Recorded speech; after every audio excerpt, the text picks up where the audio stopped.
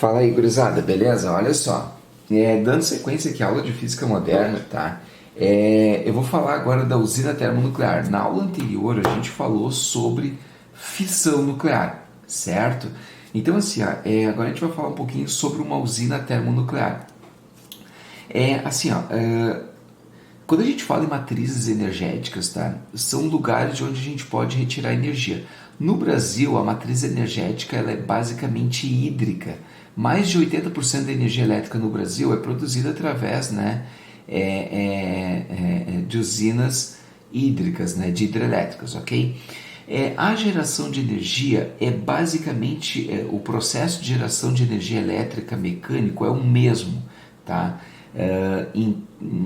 A diferença é a seguinte, tá? Olha só, aqui eu tenho um gerador elétrico, tá? A diferença é quem é que movimenta o meu gerador elétrico. Num parque eólico, quem movimenta aqui a turbina é o vento que sopra, que movimenta a turbina e que gera energia elétrica que é levada lá para ser distribuída, né? Numa hidrelétrica, quem é que movimenta o gerador elétrico? Quem é que movimenta as turbinas que acionam o gerador elétrico? É a queda d'água. A água passa, movimenta isso aqui, que movimenta o gerador elétrico, beleza, vai gerar energia elétrica, ok? Numa termonuclear, quem é que movimenta a turbina? Tá? E aí tu vai pensar o seguinte, tá, mas por que os caras fazem termonucleares? Porque os caras têm uma matriz energética não muito favorável. Por exemplo, no Brasil a gente tem vários rios, né? Cursos de rios aí legais para tu fazer hidrelétricas.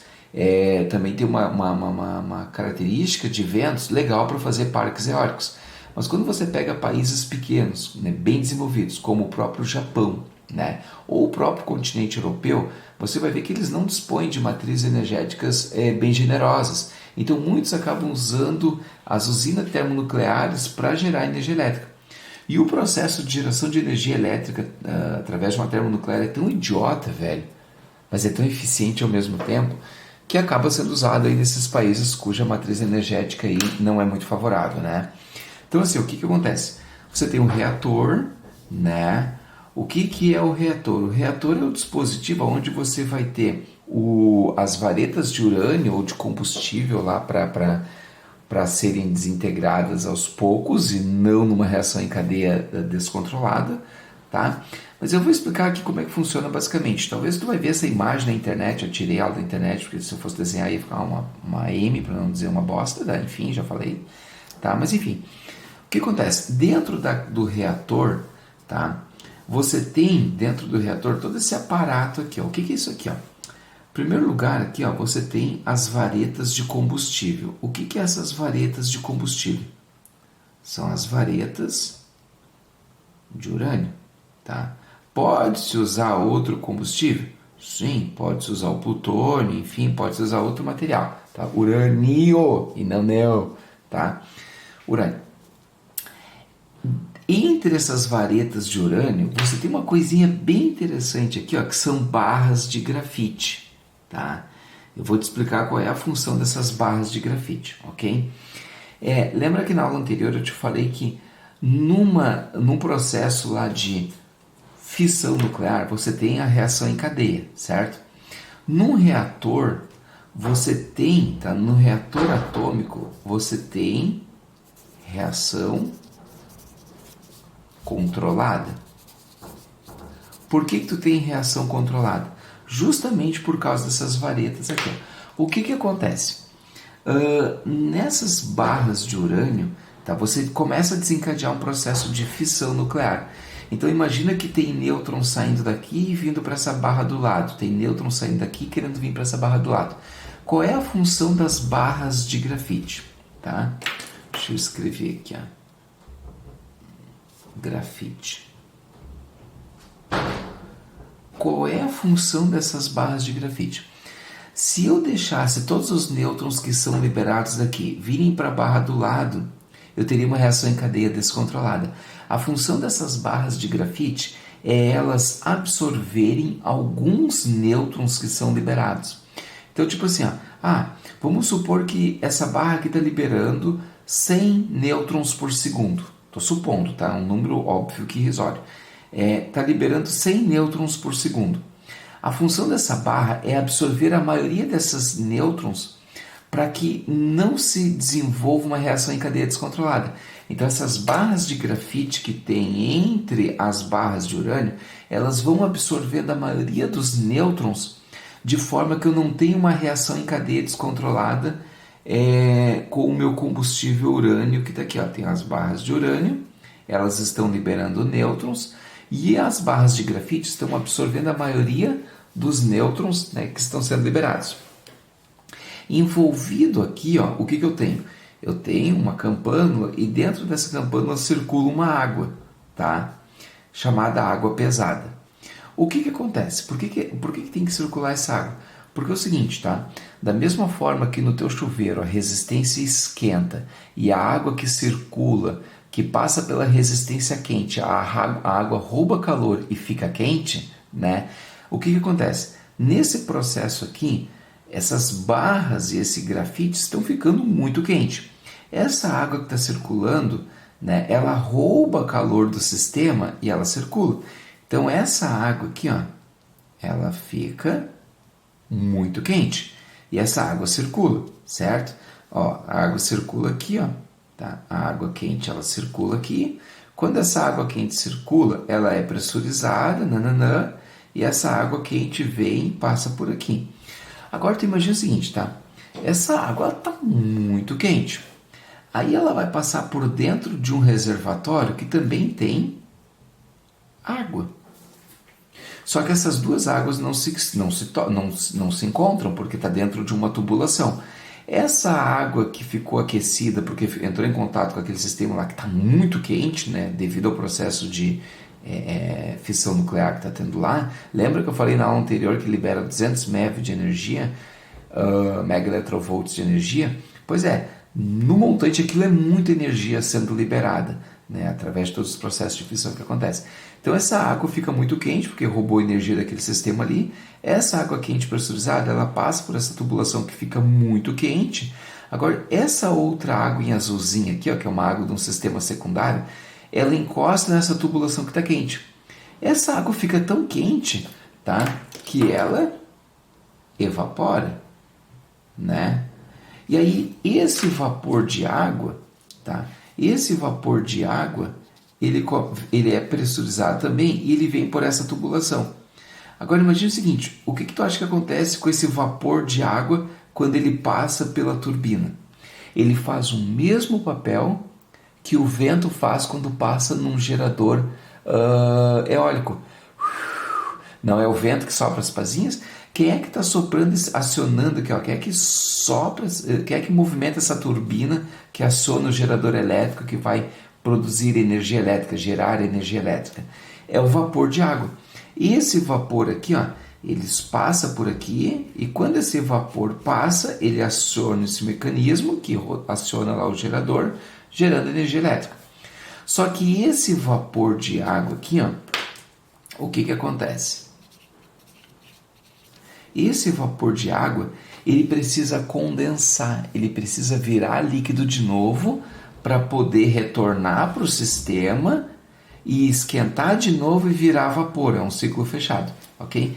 Só que para esse vapor condensar, ele precisa perder energia. E aí, abençoado, eu quero te perguntar o seguinte, já parou para pensar por que uma termonuclear sempre fica perto de um grande lago, ou de um grande rio, ou perto do mar? É aí que vem a sacada, olha só.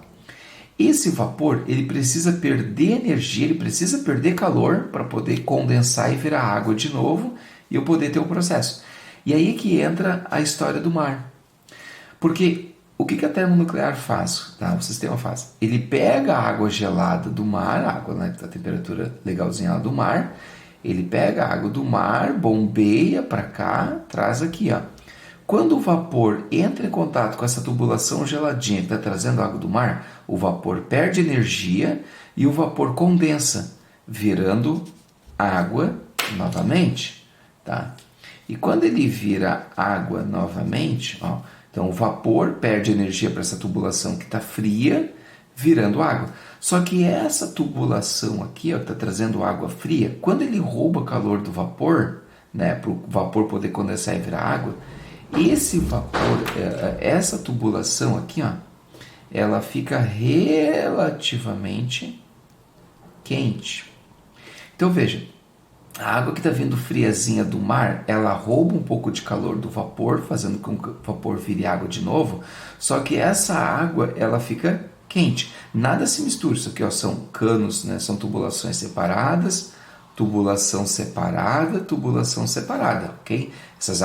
Essa água não entra em contato com essa e essa água não entra em contato com essa, ok? Tudo sistema fechado. Só que essa água que veio do mar roubou um pouquinho de calor então do vapor para poder ficar um pouquinho, para o vapor poder condensar e virar água. Só que como ele roubou calor do vapor, essa água ficou relativamente quente. Então vem a água gelada do mar e volta a água relativamente quente. Isso já foi questão do Enem, porque essa água relativamente quente pode causar uma coisa chamada poluição térmica, que é o quê? Se essa água esquentar demais, você pode comprometer a vida do oceano aqui, né? Nessa parte do oceano. Se eu não me engano, a variação de temperatura não pode ser superior a 3 graus Celsius, porque acima disso, se você esquentar demais essa água aqui, você começa a diminuir a dissociabilidade do oxigênio na água e o peixe não vai conseguir respirar, as plantas vão ter problema, enfim, você vai interferir na vida aquática, tá? Buenas, aí o que acontece? Esse vapor que condensou e virou água, ele é rebombeado para cá, entra aqui, o que acontece? Essa água volta, esquenta de novo, porque isso aqui não para, evapora, você tem um ciclo fechado, ou seja, é um sistema que não para, né? E você fica produzindo intermitentemente, né? Gerando intermitentemente energia elétrica, ok? Buenas, qual foi o problema que deu lá em Fukushima? Tá lembrado? Fukushima, velho? No terremoto que deu lá, com as vibrações sísmicas, né? Você teve comprometimento nessa estrutura aqui. Então, tipo assim, se essa água racha, né? Imagina o seguinte, se essa tubulação racha, ou essa racha, ou até mesmo essa aqui racha, você vai ter contaminação, né? Esse sistema aqui é totalmente radioativo, né? Imagina uma água que tem contato com material radioativo aqui. Essa água é extremamente contaminada, ok? Então ela não pode se misturar com essa, que pode se misturar com aquela, vai dar treta, vai ter poluição radioativa, não pode. Então o que aconteceu? Lá em Fukushima, quando deu lá a treta, né? A usina teve que ser parada.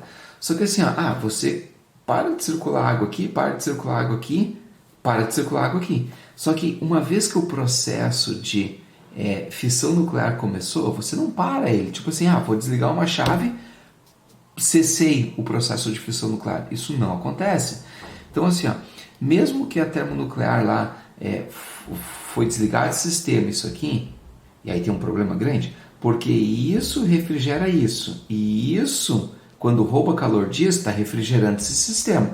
Quando eu paro de circular essa água e paro de circular essa água, quem é que vai roubar calor disso aqui para manter a temperatura desse camarada constante? Ninguém. E aí isso aqui começa a esquentar. Começa a esquentar, esquentar, esquentar, esquentar. Se eu não refrigerar isso aqui explode, irmão. Aí tu lembra da imagem lá de Fukushima, os caras desesperados pegando navios com jatos gigantes e jogando água em cima do reator para tentar refrigerar o reator para ele não explodir?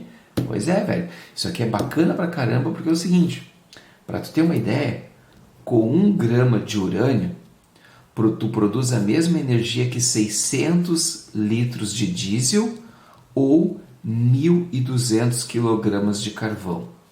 Então veja bem, com 1 grama de urânio, tu produz a mesma energia que 600 litros de diesel ou que 1.200 kg de carvão. Ou seja, é um processo bacana. Só que se der treta, a treta é graúda, ok? Cara, dei uma esboçada aqui, né, a grosso modo, aqui mais ou menos como é que funciona uma termonuclear, beleza? Ficou curioso, não entendeu alguma coisa? Questiona lá no canal ou manda e-mail para mim, tá? carlos.steinmetz@rolante.ifrs.edu.br. Beleza, irmãos? Então, isso aí, gurizada, mais uma aulinha aí, tá? De física moderna. Vamos que vamos, tá? Espero que vocês tenham gostado. Dá um like lá. Valeu, gurizada. Beleza?